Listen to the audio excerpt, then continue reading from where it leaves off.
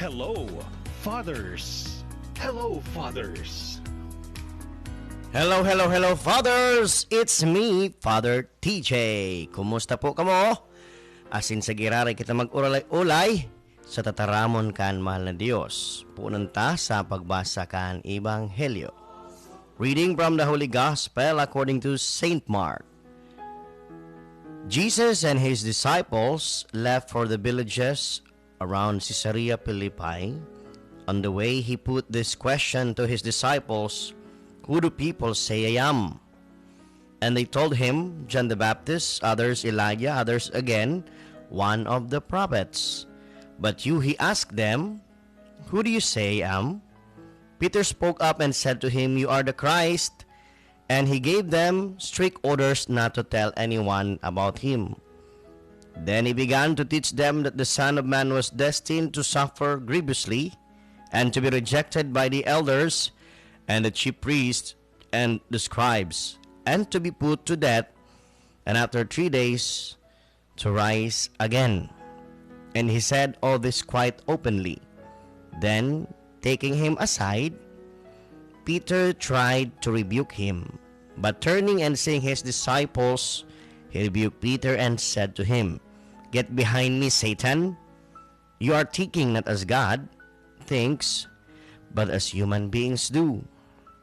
He called the people and his disciples to him and said, "If anyone wants to be a follower of mine, let him renounce himself and take up his cross and follow me.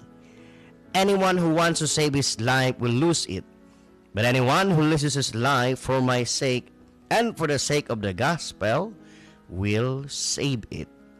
Brothers and sisters, the gospel of the Lord.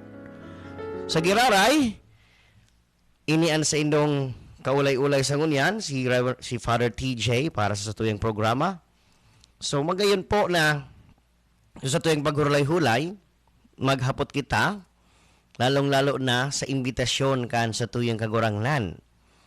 Sa kadaklan na beses, nadalawag ta sa iya, kung maawat niya tong magsunod sa iya, we need to follow him. Kung bagaman, follow me. Why is there a need to follow Jesus Christ? Ano ang tabang kaini sa satuya? Natatakay po ang tamananggad na magsunod sa iya. Primero, pinapahiling digdi sa satuya na ini sarong pangapudan. Bako sana sa nagkapirang bulan, nagkapirang taon na gusto ta, o mismo depende sa kagustuhan ta kung nuwarin sa nakita masimbag asin masunod sa kagurangnan. When we agree to follow Jesus Christ, it is total submission and commitment to Him. Kaya magayon na ang sa tong paghurup-hurupan ang tataramon ni Kristo, ang sa imbitasyon, follow me. From the very first set of disciples na inapod niya, hasta kan pagpararom kan pakasabot sa mga disipulos, the way towards discipleship, and pagsayuma sa sadiri, to deny oneself, pagpasan kan krus, to carry the cross, and kaurihuri kaiyan is to follow me. So digdi pirmi, nata tinataawanin doon kagurangnan ang to follow me. So kita sa kadaklan na beses na mga tao, may mga tendensiyang to follow our own ways, to follow our own process, to follow our own comfort zone. Kaya baga, mga katiwala, mga kalagbay, mga kahubinisan, sinagwe ni Kristo si Pedro. Kan pinagpupugulan niya si Kristo na maagi nin makuring pagsakit kanini pinahayag niya sa mga disipulos, isiring man magagadhan. Get behind me, Satan. So makamuramundo, pero ini nagiging disipulo kita ni taning kun nagiging arog kita kaiyan na dai nagsusunod sa mahal na Dios. Kaya dakulaon ang gabat na itinataw kay ning imbitasyon ni Kristong to follow me. Kaya masasabot ang taman ang tataramo na ini ilan pinaka-primero na imbitasyon sa gabos. As in, mas pinapararom kan agi-agi niyato bilang disipulo ni Kristo. Sabi sa 2 Peter chapter 3, it helps us to see through the knowledge of God, of who God is, through the knowledge of the salvation that He's given to us, through the knowledge of the promises He's given to us. By faith in God, by faith in His promises, our minds are renewed as we know Him more and more. So, may kakayahan na mabistuhan ta si Kristo, kaya saro sa itinataong balaog ni Kristo sa sato, when we follow Him, is we become more closer to Him, and in becoming more closer to Him, we come to know Him more. Kaya po, baga mga katiwala, mga kalakbay, mga kahubinisan, naghapot si Kristo sa siyang mga disipulos, for you, who am I? O, magayon bagay ni. Halawig na sindang panahon ng iriba-ibahan, magayo na, bistado na ng God ninda, an sa indang sinusunod. O magayon tanahiling tadig di mga katiwala, mga kalakbay, mga kahubinisan. When we follow Christ, we get more closer to Him, and we have a deep knowledge about Him. So, being a disciple of the Lord Jesus Christ means to learn from Him and to stay close to Him. Paano tayo nagigibuhon? Primero, Christ's disciples learn from Him by listening carefully to His teaching. It is very connected, mga katiwala, mga kalakbay, mga kaubinisan, to follow Christ. When we follow Christ, we need to listen carefully to His teaching. Primero po yan, nguna. Now, the teaching ministry of Christ was one of the most important aspects of His earthly ministry. It is interesting to note that immediately upon calling His disciples, they followed Him. So, primerong instansya kan buhay kan mga enot na nagsunod, na loy-loy na naglararom. Kaya, an paghinanyog, kan tingog kan Dios, na minsan siring, nagpupuon an imbitasyon, kan sa tuyang kagurangnan. Kaya, minsan siring sinabihan niya sa mga disipulos, go therefore, and make disciples of the nations, baptizing them in the name of the Father and of the Son and of the Holy Spirit. So, sa iling nindo mga katiwala, mga kalakbay, mga kaubinisan, kung dahil naghinanyog ang mga disipulos, tama daw sa pagbunyag o nasala daw sa pagbunyag dinda. Binubunyagan ta kasangaran ni Pedro, binubunyagan ta kasangaran ni Juan, binubunyagan ta kasangaran ni Judas Iscariote. O, masupugon mo magakong arog kayan. Magayon na nahiling tadigdi. Dahil sa pagsunod kan mga disipulos, iyoan ginibunin daenot an paghinanyog. So, teaching and preaching have almost become blazed in today's church environment.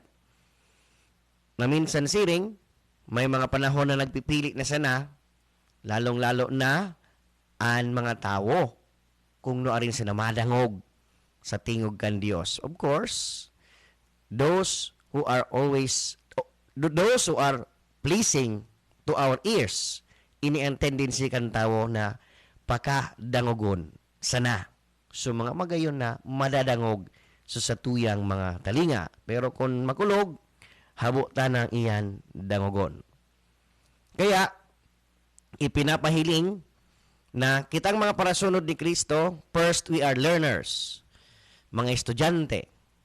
And one thing to learn about Jesus Christ is to listen to Him. Paano kita makakanood kung di man kita nagdadangog?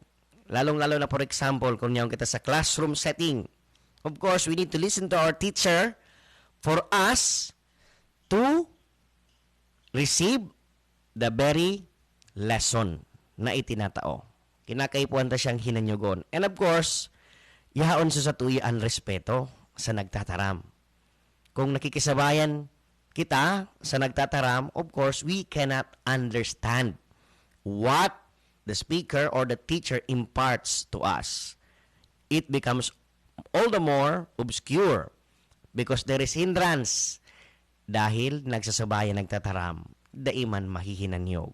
When we want to follow Christ and when we want to learn from Him, of course, we need to listen to Him. Kung magigirumduman ta, katiwala mga kalakbay, mga kahobinisan, kan binunyagan si Kristo, anong nadangog taduman sa last part? Kan ibinahayag ka nama na inan sa kong aking namumutan, hinanyugon nyo siya. Okay? This is my beloved Son, in whom I am well pleased. Listen to Him. Nahilingtan connection. Pangdua, mga katiwala, mga kalakbay, mga kabinisan, Christ's disciples learn from Him by willingly doing what He said. Okay? Connected na naman sa primero. After listening, kinakaipuhan na, yaon sa kamautan na gibuhon ang nahinanyugta sa kagurangnan. When we follow Christ, it is always very challenging. Nadangog mo, patawadan na ang sa imong madi-padi. Patawadan ng mga kaiwal mo. Halian na ang kaanggutan sa puso mo. Halion na ang kadikluman sa pag-isip sa kapwa. Ini, saro na paagi na nakakanood kita. Asin, nagsusunod kay Kristo. After listening to His message, to His voice, we now apply it sa tuyang pagkabuhay. Siring sa sinasabi, Christ expects to His followers to put what He taught them into practice in their lives.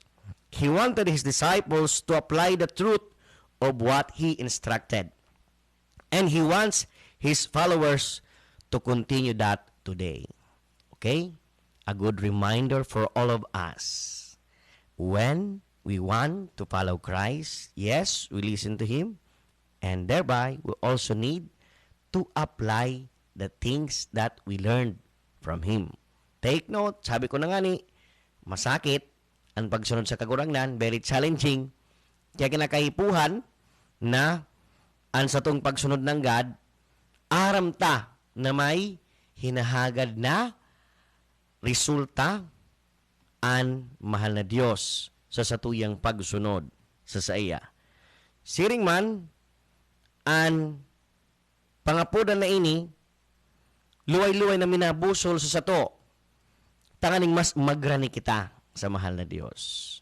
When we listen to God and apply it to our lives, mas nagkakaigo kitang oportunidad na magrarom an sa tong relasyon sa mahal na Diyos. So, mauntok muna kita sa nagkapirang bata po.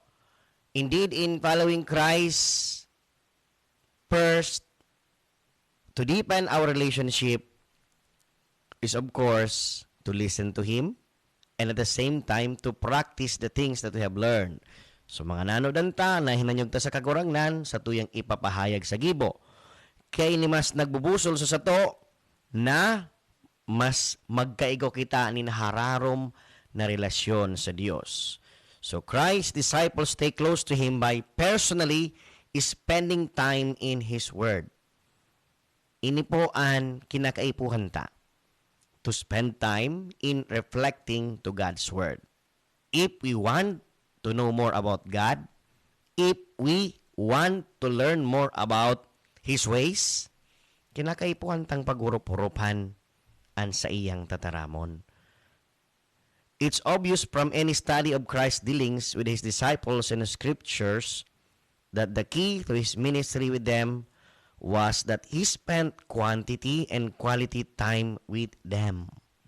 So, kan sa tong hapo to ng sa tong sarili, especially in spending time in our work, in spending time in our social media platform, so mga active, so, pirang oras kita dyan, nayaon nakatutok.